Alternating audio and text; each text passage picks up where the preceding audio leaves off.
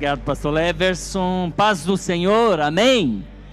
Glória a Deus. Aproveitando que você está de pé, abra sua Bíblia no Evangelho segundo escreveu São Lucas. E vamos ler um texto no capítulo de número 7. Nós vamos ler dos versos 11 ao 17. Apenas esses 7 versículos, do 11 ao 17.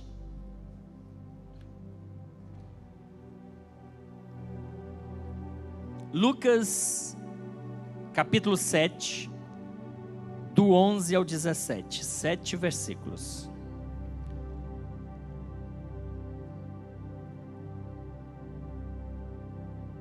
Esse número 17 tem sido muito falado ultimamente, mas nenhuma relação, viu, irmãos? Nenhuma relação. Lucas 7, do 11 ao 17, apenas 7 versículos. O filho da viúva de Naim é o título desse texto. Logo depois, Jesus foi a uma cidade chamada Naim, e com ele iam muitos dos seus discípulos e uma grande multidão. Quando chegou perto da porta da cidade, eis que saía o enterro do filho único de uma viúva, e com ela ia uma grande multidão da cidade. Ao vê-la, o Senhor sentiu grande compaixão por ela. Ele disse: não chores. Chegando-se, colocou a mão no caixão e, parando os que o levavam, disse: jovem, a ti te digo, levanta-te. O rapaz assentou-se e começou a falar, e Jesus o entregou à sua mãe. Todos ficaram cheios de temor e glorificavam a Deus, dizendo: um grande profeta se levantou entre nós, e Deus visitou o seu povo. Correu dele esta fama por toda a Judeia e por toda a região ao redor. Você pode dizer amém? Então sente glorificando o nome de Jesus. Quero falar aos irmãos nesta noite uma breve reflexão sobre esse texto. Antes, porém, eu quero reforçar o que já foi dito aqui, obrigado, irmã Darilene, pelo pastor Leverson, quando informou que no próximo domingo é a nossa Santa Ceia, e será pela manhã, como de costume, terceiro domingo de cada mês, e eu gostaria que você não marcasse outro compromisso, mas fizesse um agendamento na sua agenda, para estarmos aqui no domingo de manhã, celebrando a Santa Ceia do Senhor. Você pode dizer amém? Glórias a Jesus. Meus irmãos, hoje é o primeiro domingo pós primeiro turno das eleições. Domingo passado ocorreu o primeiro turno das eleições. Nós estávamos na semana passada, numa semana de oração, todo o nosso ministério, não só essa igreja, mas as demais, intercedendo pela nossa nação, para que seja feita a vontade do Senhor e não a nossa, para que o Senhor cuide da nossa nação. E graças a Deus, o primeiro turno transcorreu dentro da normalidade, mas não parou, não acabou a eleição. O que eu quero dizer? Que nós precisamos continuar orando. É isso que eu quero dizer para os irmãos. Nós precisamos continuar orando pela nossa nação. A nossa nação precisa das nossas orações. Que você ore para que Jesus faça a sua vontade acerca da nossa nação. Amém? Nossos candidatos que recomendávamos, deputado distrital Alessandro, infelizmente não teve o número de votos suficientes para ser eleito. Muito embora, a exemplo de muitos outros, teve pessoas com menos voto do que ele, que foi eleito com 6, com 7 mil votos. Ele teve quase 9 mil votos, 8 mil e quase 9. Mas aprove ao Senhor não elegê-lo. Pastor Alessandro. Pastor Júlio César, da Universal, e pastor, amigo e companheiro nosso, foi eleito como deputado federal. E os senadores Alci Lucas, dos que apoiávamos também, Fadi Farage não foi eleito. Que o Senhor tenha misericórdia da nossa nação, que o Senhor abençoe a nossa nação. Esse é o nosso apelo nessa noite, porque as eleições não acabaram e nós precisamos que o Senhor esteja com a sua mão estendida sobre a nossa nação. Amém, queridos? Meus amados irmãos, eu quero falar aos irmãos nesta noite sobre esse texto que nós lemos. Vou ser breve, não devo discorrer muito sobre esse texto, mas nós estamos diante de um texto em que a Bíblia diz que logo depois foi Jesus a uma cidade chamada Naim. Logo depois de quê? Esse texto sucede o texto em que Jesus, ele cura o servo do centurião de Cafarnaum. Se você prestar atenção, no começo do capítulo 7, vai narrar a cura do servo do centurião de Cafarnaum. Por isso o versículo 11, ele começa logo assim, logo depois de quê? Depois da cura do servo do centurião de Cafarnaum, logo depois daquele milagre, Jesus, ele vai a uma cidade chamada Naim, e esse fato, ele é registrado apenas no Evangelho de Lucas, diferentemente de vários outros milagres de Jesus que são relatados nos sinóticos ou nos 4 evangelhos. Esse tem esse detalhe, ele é narrado apenas no livro de Lucas. Ele é um dos 35 milagres registrados, não é? Aqui, realizado por Jesus aqui na terra e registrados aqui nos evangelhos. Além de tudo isso, ele é o primeiro de 3 milagres relatados nos evangelhos, onde Jesus, ele traz alguém de volta à vida. No seu ministério terreno, Jesus, por 3 momentos, ele esteve diante de pessoas que haviam morridos para nós. Explico isso ao final. A Bíblia vai registrar que Jesus fez 3 milagres de ressurreição. Um no início do seu ministério, que é esse, mas no início do seu ministério. Um outro no meio do seu ministério, lá pelo 2º ano do seu ministério, que foi a ressurreição da filha de Lázaro. E um terceiro milagre muito conhecido de todos nós e muito pregado, que foi o último milagre de Jesus antes dele ser crucificado, da semana da crucificação. Foi lá no finalzinho do seu ministério, que foi a ressurreição de Lázaro. Esse todos lembram e conhecem muito bem. Nós estamos diante de uma situação, irmãos, em que a Bíblia relata que Jesus, ele sai de Cafarnaum e vai até a cidade de Naim. A distância entre essas 2 cidades eram de cerca de 50 quilômetros. Então Jesus sai de Cafarnaum e se dirige à cidade de Naim.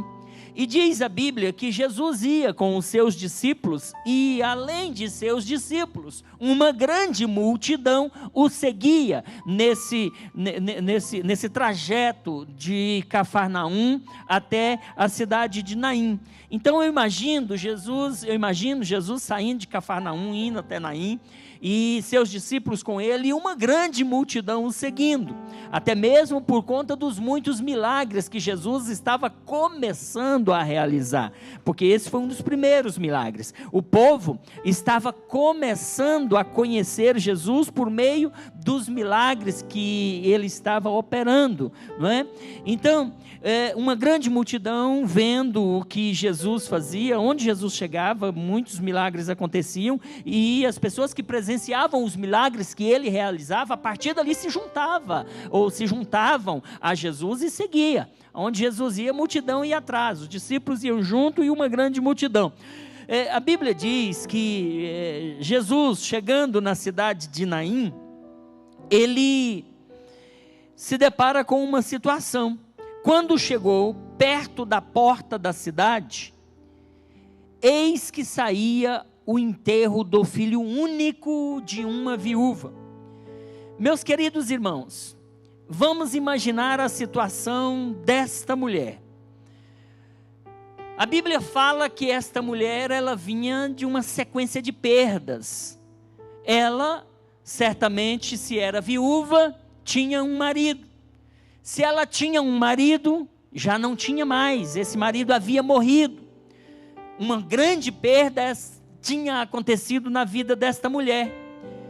Na vida desta mulher, havia acontecido uma tragédia. Ela havia perdido o seu esposo. E a Bíblia diz, no texto que lemos, que esta mulher agora, ela acabara de perder o seu filho único. Uma outra perda inesperada. Uma outra perda que aquela mulher certamente, talvez, não estivesse esperando. Os irmãos sabem que o sonho naquela época, o sonho de uma mulher era ter um marido. Era ter um marido. E aquela mulher, ela realizou esse sonho. Ela teve um marido. Um sonho seguinte que uma mulher tinha naquela época era ter um filho, para que pudesse suscitar descendência a seu marido. E essa mulher tinha alcançado esse sonho. E de repente, irmãos, aquela mulher se vê realizada nesses quesitos. Se casa, tem um marido, tem o sonho de ter um filho, e o filho tinha que ser homem.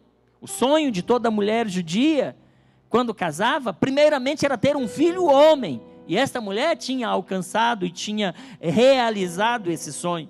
Essa mulher até pouco tempo era uma mulher realizada. Agora, de repente, aquilo que era tudo festa, era tudo bênção, era tudo alegria, começa a mudar. E aquela mulher começa a ver os seus sonhos interrompidos, ou ela começa a ver os seus sonhos quebrados. E a exemplo desta mulher, eu faço um paralelo com nós nos dias de hoje. Quantas vezes nós sonhamos algo?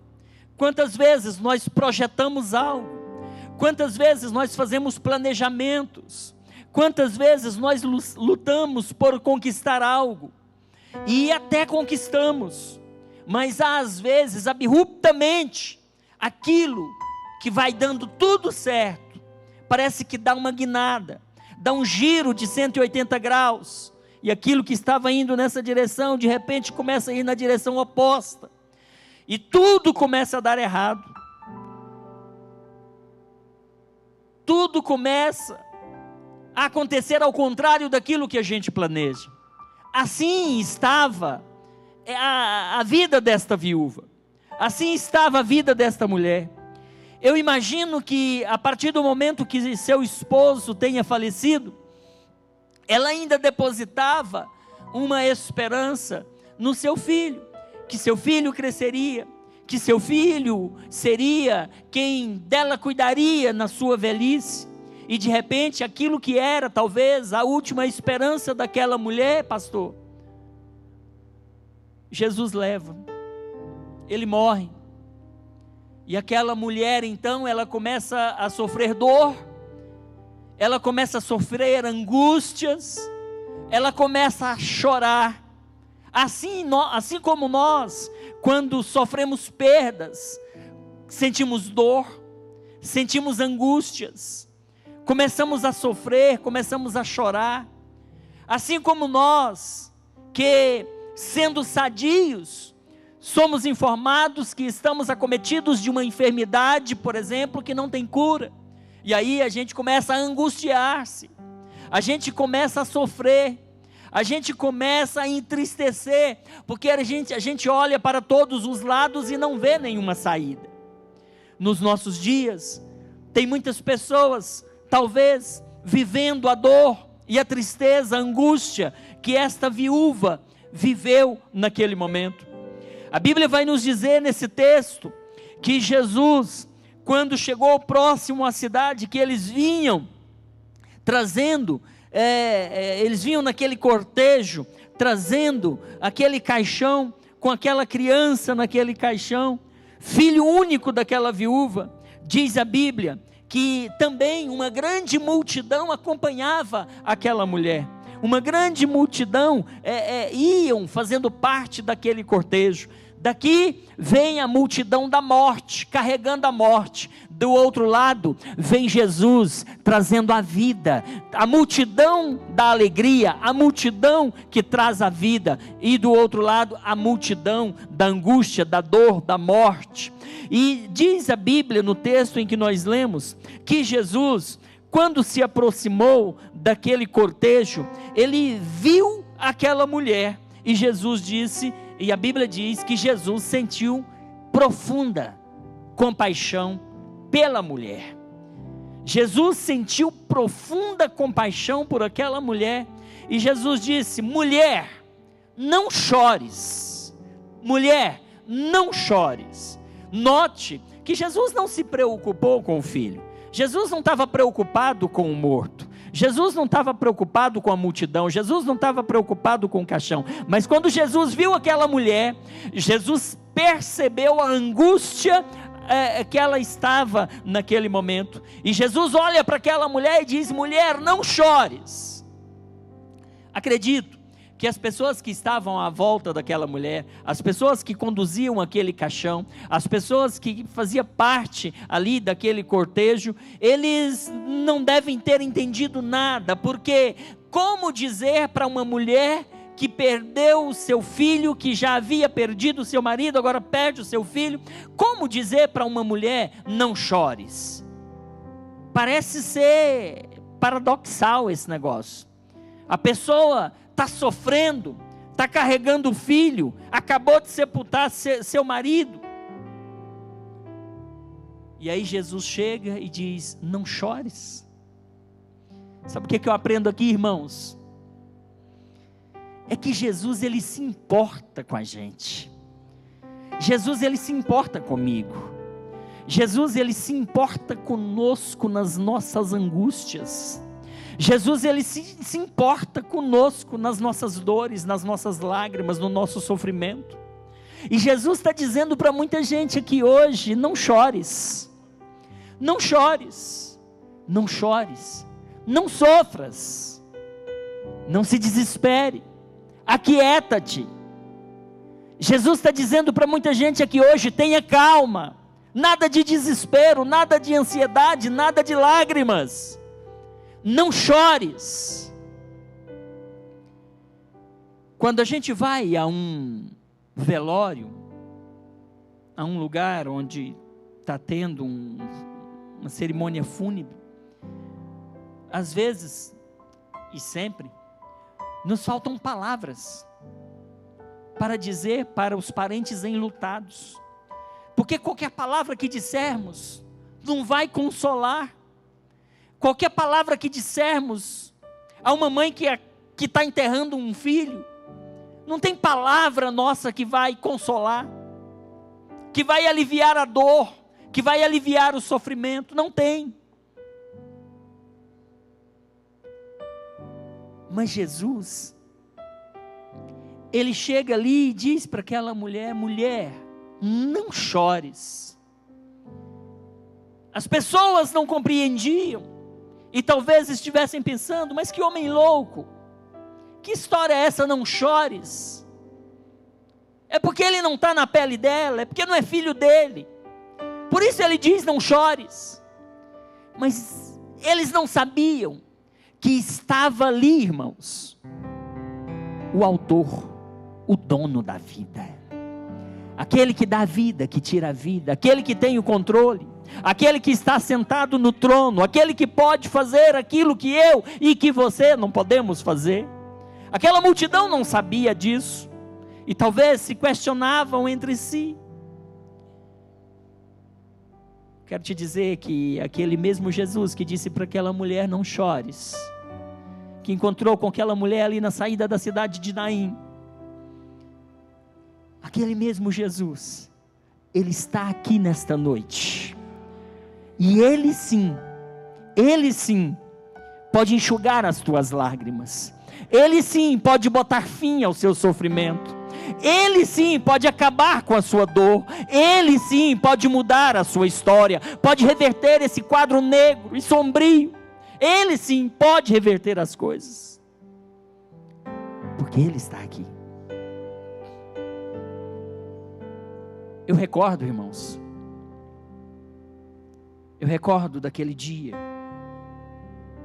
quando eu estava na nossa sede, em cima do altar, sentado numa das poltronas laterais aqui, que o pastor está pregando, e eu estou num estado, pastora Marlene, que só a graça de Deus para permitir a minha presença ali. Durante 4 anos, irmãos, eu sofri muito. Você sabe o que é passar 4 anos sem poder comer?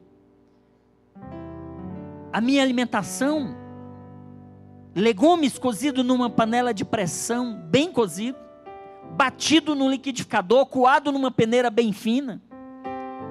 Aquilo era a recomendação da nutricionista, do médico, para que eu não perdesse os nutrientes. Porque qualquer outra coisa que eu colocasse na minha boca, eu sentia dores que beiravam o insuportável e tinha que correr para o hospital. Ficava internado 2, 3, 4 horas, dormia lá às vezes, para ser medicado com analgésicos, dos mais fortes que vocês possam imaginar.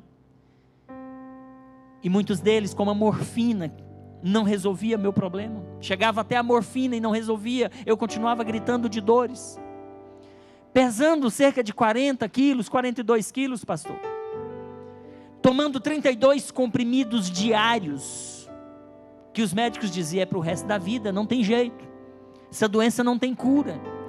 Você vai ter que conviver com essas dores. Essa medicação é só para aliviar um pouquinho as dores. Eu estava em casa, eu tinha um desejo ardente de estar na igreja. Na igreja tinha muitos enfermeiros. Irmão Levi está ali, lembra disso? Quantas vezes a Isabel Cristina, o irmão Carlos iam com as medicações para a igreja, porque eu só conseguia assistir o culto depois que eles aplicavam injeção em mim, para conter um pouco as dores. Mas mesmo com dor, mesmo sofrendo, eu não arredava o pé da casa de Deus. Eu não arredava o pé. Os que acompanharam esse processo viram como foi isso. Às vezes saía carregado. Às vezes saía direto para o hospital, igual foi inúmeras vezes, do púlpito para o hospital. Muitos aqui são testemunhas disso.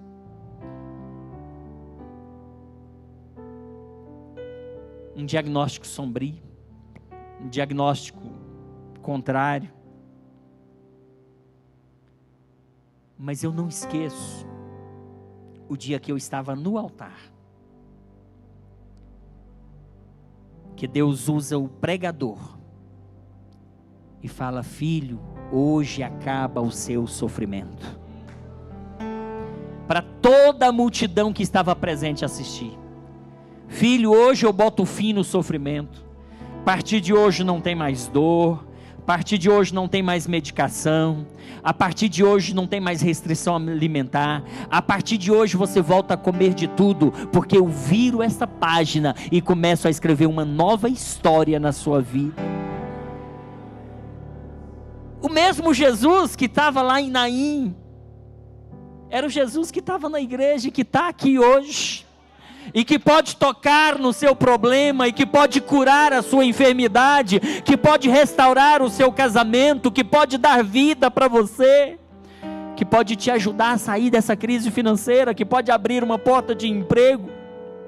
É esse mesmo Jesus, Ele não mudou. A Bíblia diz em Hebreus que Jesus é o mesmo ontem, hoje e eternamente. Ele não muda, Ele é o mesmo. E se Ele fez lá, se Ele fez comigo, Ele pode e vai fazer com você. Ele pode. Ele pode. Então eu te digo, não chores. Não te angusties. Não te inquietes. Descansa no Senhor. Ele pode todas as coisas. O médico disse não. O marido saiu de casa e disse que não volta. A mulher saiu de casa e disse que não volta. O filho abandonou o lar. Não quer saber de Jesus. Ele, Jesus, está aqui. Não tem um problema que Deus não possa resolver. Não tem uma enfermidade que Deus não possa curar. Não tem um pecador que Deus não possa salvar. Pode estar na lama, pode estar no mais profundo abismo, mas quando Deus quer trazer, Deus arranca de lá e Deus traz de volta e leva para o céu, porque Ele veio para salvar o que está perdido. É assim, é desse jeito. Esta mulher estava angustiada, desesperançada, triste. Jesus então diz: mulher, não chores. E diz a Bíblia, irmãos, diz a Bíblia, que aproximando-se, Jesus colocou a mão no caixão. Algumas traduções diz no esquife, que é sinônimo. Caixão e esquife, a mesma coisa. Diz a Bíblia que ele, tocando o esquife, algo aconteceu. E aí eu queria que você tentasse imaginar comigo a seguinte situação. Eles estão na cidade. Eles vão enterrar essa criança. Eles saem da cidade, porque o cemitério ficava fora da cidade, fora dos portões da cidade. Mas no ritual judaico, aconteciam 3 coisas nessa situação. Quando falecia uma pessoa, eles faziam o velório. O velório era na casa da pessoa, ou um outro lugar indicado. Ali no velório, os mais próximos, os familiares, os mais íntimos, eles participavam, choravam. Tinham as carpideiras até que eram também contratadas para lamentarem. Mas depois desse evento íntimo e familiar, que era o velório, tinha um segundo passo que era o cortejo. O cortejo era no caminho, era da casa do morto até o cemitério, e o cortejo envolvia os amigos, os familiares. E numa cidade pequena, como era Naim, que era um vilarejo, a cidade toda tomava conhecimento. E o cortejo ia acontecendo. Quando eles preparavam o morto, ainda ali no velório, para esses eventos, o velório, o cortejo, depois o sepultamento, que é o terceiro passo, eles embalsamavam o morto, eles enrolavam um pano no morto, era uma tradição, ainda é até hoje. Eles, é como se enfaixasse o morto todo, deixava só o rosto de fora. e eles passavam as especiarias. E quando uma pessoa morre, ela se desfigura. A pele começa a mudar de cor. O sangue,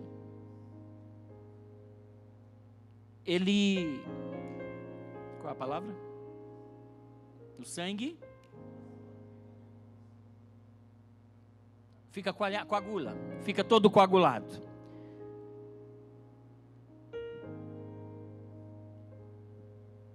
A pessoa, quando morre, se demoraram 1, 2 ou 3 dias, a carne começa a entrar em decomposição.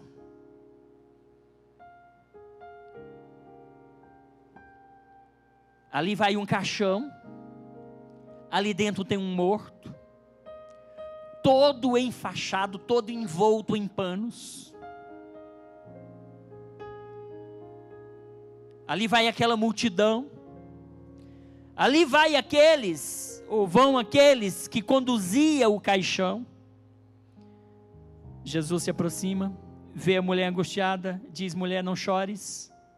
Ele disse não chores porque ele tinha a solução para ela. Ele disse não chores porque ele sabia o que ia fazer na sequência. Por isso Jesus disse: mulher, não chores.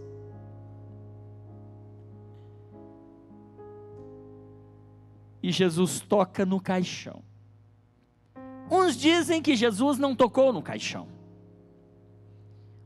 porque caixão não precisa ressuscitar. Caixão é de madeira. Tem uns que acreditam que Jesus tocou foi diretamente no morto. Só que na lei cerimonial, um judeu tocar em um morto, ou tocar até no caixão que fosse, ele era considerado imundo. Está lá na lei Levítico. Ele era considerado imundo. E naquela multidão que seguia Jesus, tinha os opositores de Jesus que estavam tentando pegar Jesus em qualquer tropeço, em qualquer falha.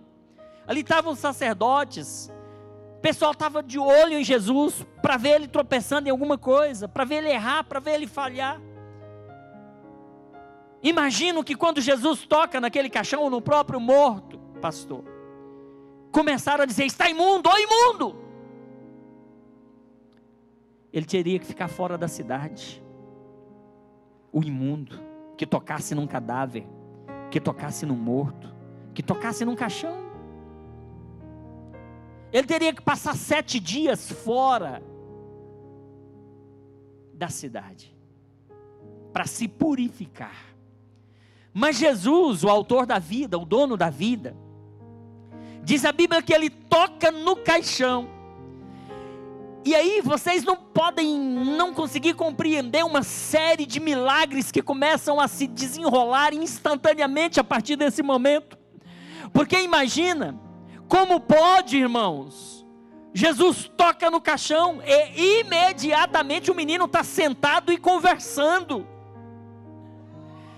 Quando Jesus toca ali, irmãos, uma sequência de milagres instantâneos começam a se desenrolar. O sangue volta ao normal, a pele volta à cor normal, aquele lençol, não sei o que acontece, mas ele se rasga, ele se abre, aquele caixão se abre, eu não sei o que acontece, mas não foi um milagre, foi uma série de milagres instantâneos e imediatos que acontecem nesse momento, ao ponto daquela criança ficar sentada e falando. Independe, meu irmão, da sua situação. Você pode estar envolto em qualquer problema. Jesus está aqui nessa noite para acabar com isso que te envolve, com isso que te tira a paz, que te tira o sono, que te causa dor. Jesus, ele tem poder para fazer tudo voltar ao status anterior. Jesus tem poder para resolver esse seu problema. Por que você está preocupado? Por que você está preocupado? Jesus ressuscita mortos. Jesus tira de dentro do caixão, bota ele sentado e falando com o povo. Naquele momento, grande temor tomou conta daquela multidão. E eles disseram: um profeta está aqui entre a gente. E está mesmo. E esse profeta está aqui hoje. Esse profeta está aqui hoje. O seu problema pode ser grande, o seu problema pode te assustar, pode te fazer sofrer, mas Deus está aqui, e assim como Ele curou, como Ele ressuscitou esse menino, Ele pode resolver o seu problema. Jesus quer ressuscitar os seus sonhos. Essa criança era o sonho desta mulher. Qual foi o sonho que você já perdeu? Qual foi o sonho que já te roubaram? Qual foi o sonho que você já viu se ir? Jesus nessa noite vai ressuscitar o seu sonho.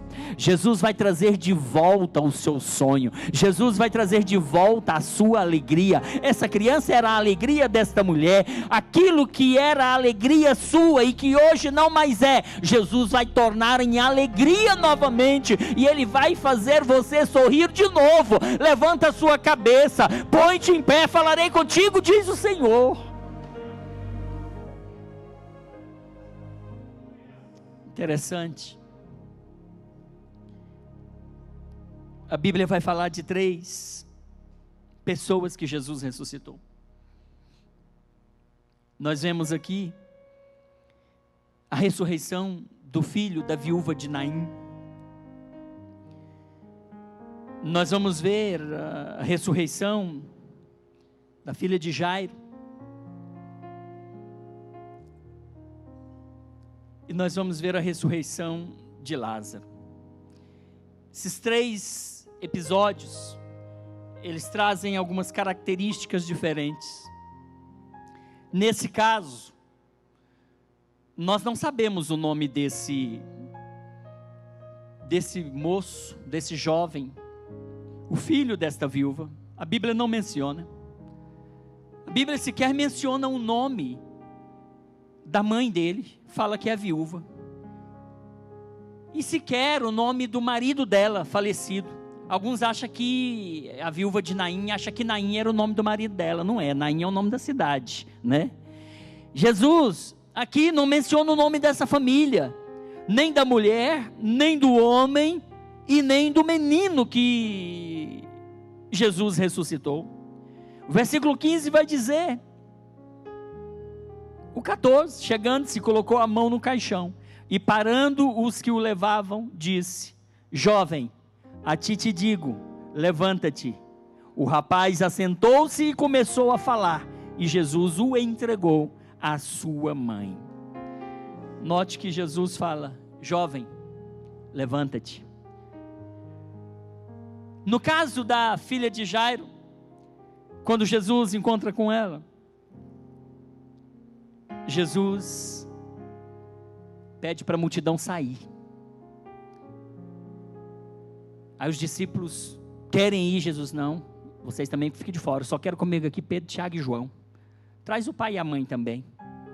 E Jesus disse: Talita cumi, levanta-te.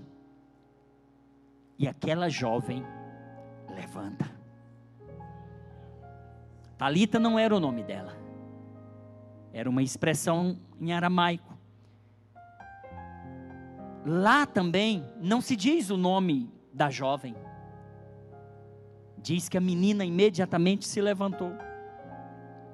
No terceiro caso de ressurreição, que está registrado em João 11, a ressurreição de Lázaro, ali toda a família está envolvida.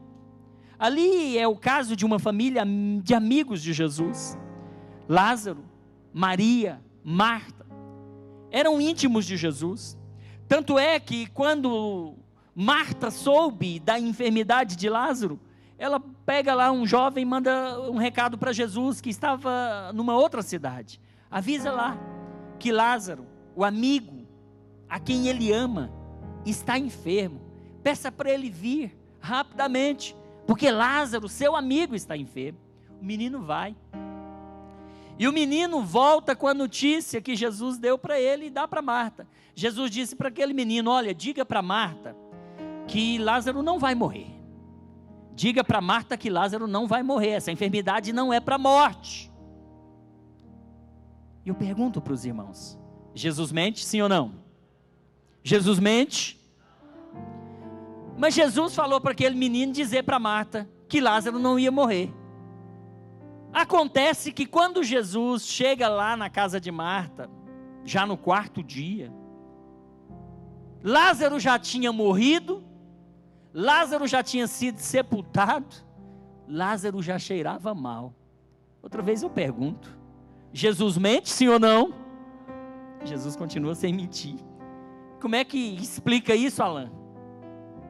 Jesus falou para aquele moço, diga para Marta, que esta enfermidade não é para a morte, Lázaro não vai morrer. Jesus não disse, olha, se ele morrer eu ressuscito. Jesus não falou de ressurreição para aquele menino. Quando Jesus chega, a primeira coisa que Jesus ouve de Marta é, Jesus, se tu estivesses aqui, acredito que até botou o dedo em riste, se tu estivesse aqui, o meu irmão não teria morrido. Jesus diz, Marta, se tu creres, tu verás a glória de Deus. Mais adiante, Jesus caminha mais um pouco, e lá vem Maria. Aí vem Maria com uma atitude totalmente diferente. Enquanto Marta vem com o nariz empinado, dedo na cara de Jesus, para o pensamento meu. Aí lá vem Maria. Quando vê Jesus, ela se prostra aos pés de Jesus. Ela se prostra, ela se humilha. E ela fala as mesmas palavras para Jesus. Oh Jesus, se o Senhor tivesse aqui, o meu irmão não teria morrido. Diz a Bíblia que Jesus chorou. Jesus chorou pela atitude de Maria. Jesus chorou porque ele viu o sofrimento, a angústia de Maria. Veja como às vezes a gente se comporta de maneiras diferentes diante de um mesmo problema. Marta chega e já vai logo cobrando de Jesus, se você tivesse aqui, meu irmão não teria morrido. Já Maria se prostra nos pés. E depois essa mesma Maria vai estar lavando os pés de Jesus. Queridos, Jesus pergunta para Maria, cadê Lázaro? Onde está Lázaro? Aí Marta entra na conversa. Senhor, já foi, já está sepultado. Eu quero saber onde está Lázaro. Jesus não pergunta onde está o defunto. Jesus não pergunta onde o sepultaram. Jesus está perguntando onde está Lázaro. Está ali. Mas Jesus já cheira mal. Não quero saber onde está Lázaro. Onde está Lázaro?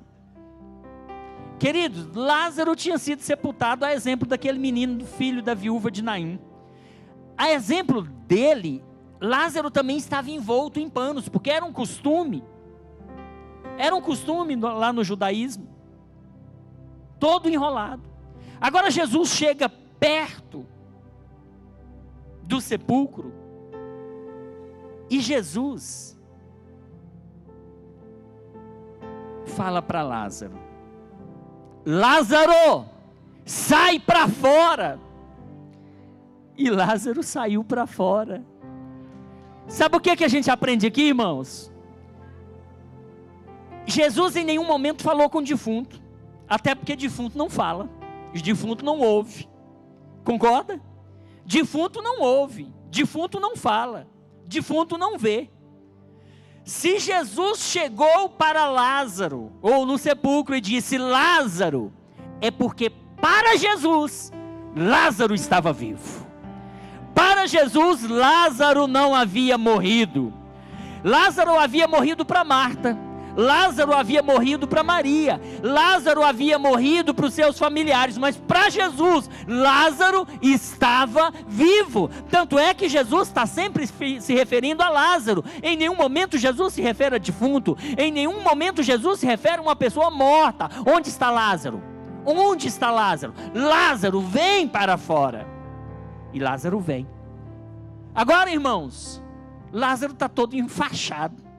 Como é que um enfaixado, todo enrolado, só com a cabeça de fora, como é que ele consegue se levantar do sepulcro? Como é que ele consegue sair do sepulcro? Como será? O milagre não foi só a ressurreição. Eu lembro, eu vejo essa história e fico lembrando dos 3 jovens lá na fornalha, que eles entraram amarrados na fornalha de fogo ardente, e o fogo da fornalha queimou a corda que os amarrava, mas não queimou um fio de cabelo deles. Isso é poder de Deus, irmãos. Isso é um Deus que pode todas as coisas. Agora Lázaro está lá dentro do sepulcro, Jesus chama Lázaro, porque para Jesus, ele estava vivo. Então, Jesus não mentiu mesmo não. Jesus falou a verdade. Diga para Marta, que essa enfermidade não é para a morte. Vocês botaram ele na sepultura, mas para mim ele está vivo, ele não morreu. Você quer ver como ele não está morto e ele está vivo? Ô Lázaro, sai para fora. Aí lá vai o Lázaro, né? Eu imagino que ele foi pulando, né? Eu imagino que ele vai desse jeito, todo enfaixado, porque ele não consegue andar. Isso prova que o milagre foi grande. Isso prova que Deus faz coisas extraordinárias que a nossa mente não consegue imaginar. Como foi? Não sei, mas eu sei que ele saiu, eu sei que ele ressuscitou, eu sei que o milagre aconteceu. Agora nesses três episódios em que Jesus se deparou com mortos e ressuscitou-os, uma coisa me chama a atenção, é que no primeiro caso, Jesus, a Bíblia não menciona o nome do morto, fala o menino. No segundo caso, não menciona o nome da menina, mas no terceiro caso, Jesus chama pelo nome. Por que será? Será porque era conhecido da família? Será porque era amigo íntimo? Isso tem uma explicação. Não é porque Jesus era conhecido da família que ele chamou Lázaro pelo nome. Ele chamou Lázaro pelo nome por um motivo muito simples e muito fácil de se explicar. Quando Jesus se deparou com a filha de Jairo, foi na casa dele, só tinha ela morta. Jesus podia falar: menina, levanta. Morta, levanta. Quando ele encontra com o filho da viúva de Naim, ele está saindo da cidade, está indo em direção ao cemitério, só tem ele morto ali. Aí Jesus diz: rapaz, jovem, levanta. E ele levantou. Agora, quando ele foi em Lázaro, estava no cemitério, irmãos. Já pensou se ele falasse: homem, levanta? Imagina o tanto de morto que ia levantar ali. Ali Jesus não podia falar: homem, levanta. Ali Jesus tinha que ser específico: Lázaro, levanta, sai para fora. Porque se Jesus fizesse diferente, igual fez nas outras ocasiões, os mortos do cemitério tudinho ia sair para fora, pastor. Jesus é sábio, Jesus é tremendo. Essa palavra de Deus aqui é linda, é linda, é linda. Qual é o seu problema aí hoje? Qual é a sua dor? Qual é a sua angústia? Um dia, como eu já falei aqui, em cima do altar, eu ouvi Deus falando comigo: hoje eu boto fim no seu sofrimento. Eu quero dizer para você que hoje Deus quer mudar a sua história. Hoje Deus quer mudar o quadro da sua vida. Quero que você fique de pé nesse momento. Eu quero que o Ministério de Louvor me ajude. E eu quero pedir para vir aqui à frente. Você que precisa de um milagre na sua vida. Tem coisas que a gente resolve. Tem coisas que a gente não dá conta de resolver. Aí é só Jesus mesmo. Eu preciso de alguns milagres na minha vida. E eu já quero ficar bem aqui na frente. Ó. Eu preciso de alguns milagres na minha vida. Eu preciso de alguns milagres na minha vida. Tem coisas na minha vida que precisam ser resolvidas que eu não tenho solução. Eu não vejo saída, eu não enxergo uma saída. Mas eu enxergo um Deus que um dia falou para mim: hoje eu boto fim no seu sofrimento, hoje eu boto fim nas dores, hoje eu suspendo a medicação, hoje seu peso volta ao normal, hoje, a partir de hoje, não tem restrição alimentar, você pode comer de tudo. eu vejo esse Deus. Eu não vejo saída para outras dificuldades que eu enfrento. Eu não vejo, pastor. Tem alguma dificuldade que eu não vejo saída. Mas eu vejo esse Deus que já falou comigo. Eu vejo esse Deus que vai fazer um milagre na sua vida. Pode chegar mais para frente, tem outros irmãos querendo se aproximar. Tem, irmãos. Tem momentos na nossa vida em que nós choramos. Tem momentos nas nossas vidas que nós nos angustiamos. Tem momentos na nossa vida que a gente perde às vezes a esperança. Mas nós não podemos nos entregar diante das dificuldades desta vida, porque nós temos Jesus, e quem tem Jesus tem vitória. Quem tem Jesus tem certeza que um dia, um momento, esse quadro muda, essa página vira, e Jesus transforma as suas maldições em bênçãos. Jesus transforma as suas tristezas em alegrias. Jesus transforma essa enfermidade em saúde. Jesus transforma as suas lutas em vitórias. Eu quero orar por você, e eu quero pedir ao meu Deus, que já me curou nessas condições que eu estou falando para você. Eu não sei se o seu problema envolve a área sentimental. Eu não sei se o seu problema envolve a área financeira. Eu não sei se o seu problema envolve o seu relacionamento conjugal. Eu não sei se envolve problema com um filho. Eu não sei se é uma causa na justiça. Eu não sei onde está alojada a sua dor, mas está aqui aquele que tudo vê, aquele que tudo contempla, aquele que está sentado no trono, aquele que tem o domínio e o controle de tudo. Ele nesta noite vai ao seu encontro e vai visitar você, e você vai sair daqui com a sua vitória em nome de Jesus. Soberano Deus, Senhor Jesus, oh meu Jesus, meu Jesus, meu Jesus, meu Jesus, nesta hora, meu Jesus, eu invoco as tuas bênçãos sobre esse povo que está aqui, Pai, no qual eu me incluo também, Senhor.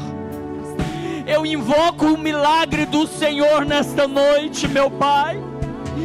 Meu Deus, quantos momentos de angústias, quantos momentos de tristezas, quantos momentos, ó Senhor Jesus, de indecisões, quantos momentos, ó meu Pai, em que ficamos pensativos. Às vezes uns pensam até em olhar atrás, uns pensam em tomar decisões, ó Pai, até de botar fim na vida, Senhor, como já ouvi de várias pessoas. Deus, em nome de Jesus Cristo, Tu és o Deus que ressuscitou o filho da viúva de Naim. Tu és o Deus que ressuscitou a filha de Jairo. Tu és o Deus que ressuscitou a Lázaro. Tu és o Deus que me curou publicamente, Senhor. Tu és o Deus que cuida da sua igreja. Tu és o Deus que cuida do seu povo. Pai, em nome de Jesus, muda a história do seu povo nessa noite. Deus, em nome de Jesus, entra com providência, Pai. Oh Senhor, socorre cada um dos teus filhos nesta noite. Faz um milagre, meu Pai. Meu Deus, o Senhor sabe onde está a dor. O Senhor sabe onde está, Senhor Jesus, o sofrimento dos teus filhos. Pai, eu quero abençoar a casa de cada um dos teus filhos. Eu quero abençoar o lar de cada um dos teus filhos. Eu quero abençoar a vida conjugal, Senhor, a vida matrimonial. Eu quero abençoar, Senhor Jesus, a vida sentimental, Senhor. Aqueles, ó Senhor Jesus, que ainda não são casados, que desejam casar-se. Oh Pai, em nome de Jesus, oh meu Deus, coloca a pessoa escolhida por Ti na vida dessa pessoa. Pai, em nome de Jesus, eu te peço agora, abençoa a vida financeira. Pai, aquela enfermidade, Senhor, aquela enfermidade, meu Deus, que os médicos ainda não conseguiram fechar o diagnóstico, aquela enfermidade, meu Deus, que os médicos já fecharam o diagnóstico e disseram, para a medicina não tem jeito. Em nome de Jesus, vem com cura, vem com restauração, traz saúde, abençoa o teu povo, Pai, em nome de Jesus Cristo. Deus, abençoa os filhos dos teus filhos. Pai, criar filhos nesta geração está muito difícil, Pai. O inimigo, Pai, tem lutado para destruir as famílias, para destruir os nossos filhos. Deus, blinda em nome de Jesus. Bota um muro de proteção, cerca, Senhor, Pai, em nome de Jesus Cristo. Guarda os nossos filhos, protege os nossos filhos, livram eles dos pecados da mocidade, livram eles da imoralidade sexual, livram eles da pornografia, livra eles, ó Senhor Jesus, de todo o mal. Cobre-os com teu sangue, abençoa os nossos filhos, aqueles que estão distantes dos teus caminhos, tragam para a tua casa, meu Deus, em nome de Jesus. Renova a esperança dos teus filhos, renova, Senhor, os sonhos, renova, Senhor Jesus, os sonhos. Faz um milagre na vida de cada um nessa noite, em nome de Jesus. Aplauda Jesus. Volte para o seu lugar. Volte para o seu lugar, aleluias.